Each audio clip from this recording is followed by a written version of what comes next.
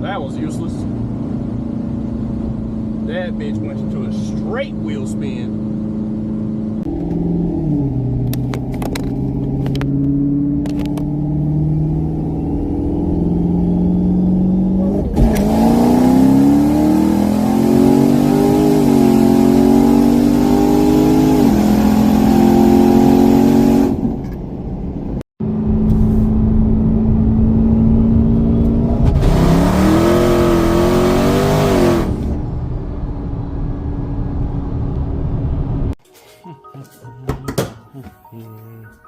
What is going on, TubeU? Welcome back to the channel, ladies and gents. So today's video is going to be user experiences / update with the Hellion twin turbo system. I've seen a lot of people commenting, oh man, how do you like the system, blah blah blah blah blah blah blah, in the forums asking, hey, I'm thinking of going this route. So this is going to be a video of my personal experiences with the system so far. It's been on since I got the car back in September or August. Got a car back beginning of August, so a few months now, a little bit of driving. It's been sitting some time because we were trying to figure out the whole fuel system debacle. Turns out one of the fuel pumps is dead, so that has nothing to do with the Hellion kit itself. Now, as far as the Hellion kit goes, the system's been great. It's been flawless, drives like normal, feels like normal until obviously you get on the power, the turbo starts spooling up, sounds great, runs great.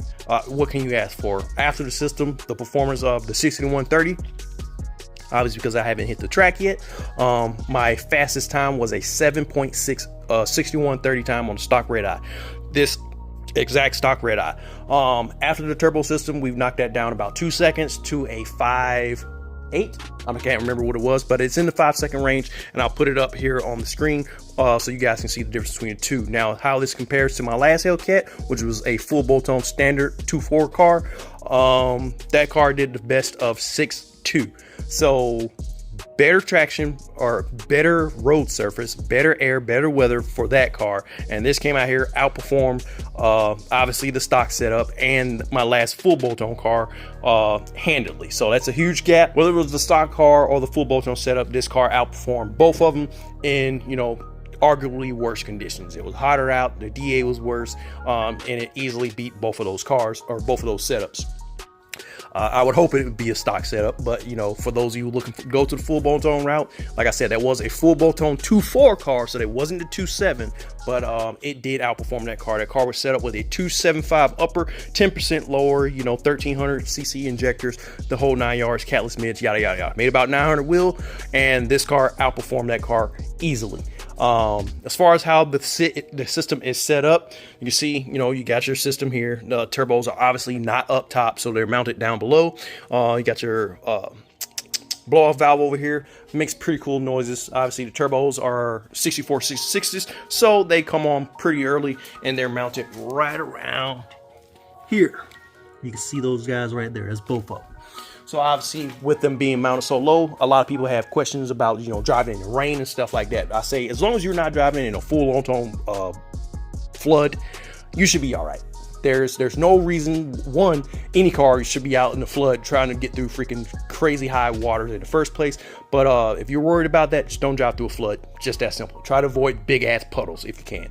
But as far as like just normal rain driving, it actually rained about 2 days ago. Nothing too crazy, just, you know, wet the road up a little bit. So I did get some rain driving in, and I was caught on the radials, so obviously I wasn't going too crazy, but didn't drive any different than a normal Redeye or Hellcat would drive in the rain. So as long as you aren't there being stupid, going through freaking huge ass puddles and monsoons and stuff like that, you should be just fine. As far as drivability goes, you know, on and off the throttle and stuff like that, if you guys remember in some of my earlier videos when I first got the car, I said it feels like a nitrous hit, and turns out the reason it felt like a nitrous hit was because all of my fuel pressure and all the boost and everything was coming on at the same time. So those two secondary pumps, they aren't designed to come on until after the system sees 5 pounds of boost, and that's when those other pumps kick in. That's when fuel pressure will shoot up to 80 psi, which is supposed to be, you know, good for wide open throttle, and that's when all of that would happen. So that's why it felt like a nitrous hit. So for those of you wondering why, if you're looking to get this system, you shouldn't be feeling the nitrous hit. It shouldn't be feeling like a nitrous hit. It should come on strong, it should pin you back and stuff like that, but it shouldn't just be like a boom like that. So if you are getting the boom sensation, you might want to, you know, check check your log and see what's going on, because it turns out I had a huge problem with my fuel system and I wasn't running, you know, at the proper PSI prior to going wide open throttle. Now, after I went wide open throttle, fuel system came up, fuel pressure came up, and everything was good to go. You guys have seen the videos, you've seen the draggy pulls and stuff like that. I hope you guys enjoy all those clips and things like that at the beginning of the video. But yeah, you can kind of hear it, you can kind of see it, but not really. Unless you're in the car, you don't really feel it. But a lot of people watching these videos, you don't really pick up on it, but you might be able to pick it up after I've told you.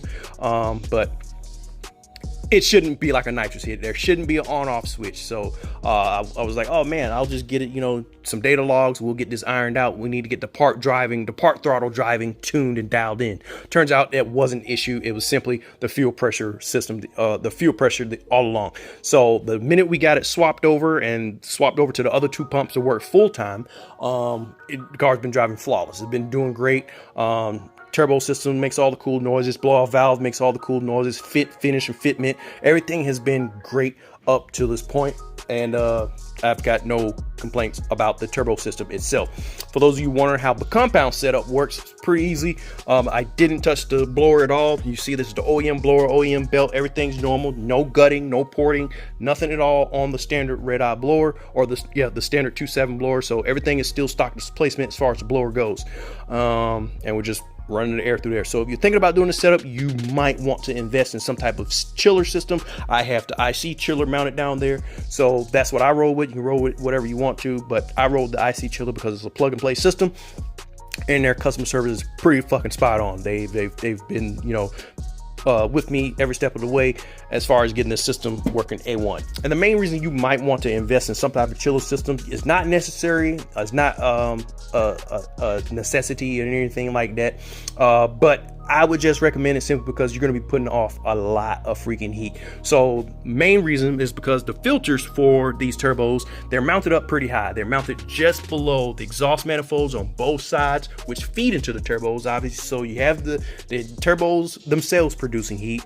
Then you have the filters for the turbo, their intakes or whatever you want to call them, that feed the turbos are mounted just down here on both sides. Can't really show you guys, sorry, you're just gonna have to take my word for it. There's some huge ass filters and they're mounted just behind there, so they're already taking in more heat, then they're sending it all through here, coming up here to your blower, compressing that air down even further, making even more heat. So yeah, you're putting off a lot of freaking heat with this setup, and you could, you know, gut the blower or go with the actual turbo setup or turbo manifold setup and, you know, cut down on some of that heat. But even then, I would still recommend just running some type of chiller, because a cooler engine is going to be a happier engine in the long run, just, you know, just for engine longevity. Even if you don't go with the compound route, I would still recommend rolling with some type of chiller system. Like I said, you don't have to. The stock system is more than capable of keeping up, but just for longevity, and, you know, you can go out there, really beat on the car, enjoy the car how you really want to, just get yourself a chiller system, just FYI. Now, the not so good, or not really, you know, huge problems or anything like that, is we do have some slight fitment issues. I can't really show you guys from up here, but you're gonna have to take my word for it. I'll try to jump down for you. So, you might be able to see, yeah, you can see it right there. So, I'm gonna zoom in for you guys. So that guy right there, that pipe right there, as you can see, is resting up against that boot. So whenever I'm going over humps and things like that, I feel that in the car. I feel all the vibrations and stuff like that going through the system. I feel it all through there. So what I was thinking of doing is taking that bolt right there, that little guy right there, boop, right above my finger. I was just thinking of taking that out, seeing where the system would sit if I took that down, because I think that would drop it just enough to not make contact with that boot. And if possible, putting like some type of spacer between there and where it's mounted to, and just clearance it just enough. So I don't want to drop it too low, so I'm hitting stuff when I drive and whatnot. But at the same time, I just don't want to be sitting on that boot. Obviously, rubber or plastic or whatever that is, and metal aren't the best to be, you know, playing with each other. So I just need to get under there and clearance that out one day when I finally get some time. But as of right now, it hasn't caused me any problems. Obviously, it will in the long run, especially if you plan on daily driving the car. Some people might not have that issue, but my system, just because of where everything is mounted, mine is rubbing. So I need to get under there and clearance that. Another little problem for me is right up under here. Now this one I really can't show you. Let's So I can't. I'll try to turn the light on for you. Yeah, you guys can't see it. So the top of the turbo is touching. See this frame, this white frame right here? Right above where my finger is, that white part. That runs right above the turbo. And if I hit a hard enough bump, the turbo would bounce up and touch that frame. So I need to get under there and clearance that as well. So there's a few slight clearance issues. Nothing too crazy out of the ordinary, but you can definitely feel if you hit like a big enough bump and stuff like that. If you're just driving along, you don't freaking notice it. It's only when you're hitting huge ass bumps and potholes and stuff like that, that's when you can feel it, you know, bouncing and bumping around like that. So you don't want it to sit too low, because obviously you don't want to be dragging and snagging on speed bumps and stuff like that. But at the same time, I just need to drop it just a little bit, or get under there, you know, take like a hammer or a wedge or something and just wedge that soft metal up, not the turbo, but the metal of the car itself, and I'll be good to go. So few minor inconveniences, nothing too crazy, but as far as everything else, I think all the positives of the system itself far outweigh a few minor inconveniences. So those are the few issues that I've had with the car as far as the Hellion system goes. Now, all the positives, like I said, the noises, the sounds, the speed, the power, everything else has been freaking phenomenal with this system. And if you're looking at going one of the other big power routes, you know, Whipple 3.0, Whipple 3.8, Maggies and stuff like that, I would give these guys a look. Especially if you're thinking about going to Whipple. I've spoken on this subject before. I've seen multiple, like it just seems like everyone is making the switch from Whipple to turbo now. Look at Demonology. What did he have? Had that big ass blower on top, and what is he doing now? He's a turbo car. Bailey's High Performance. What is their shop car?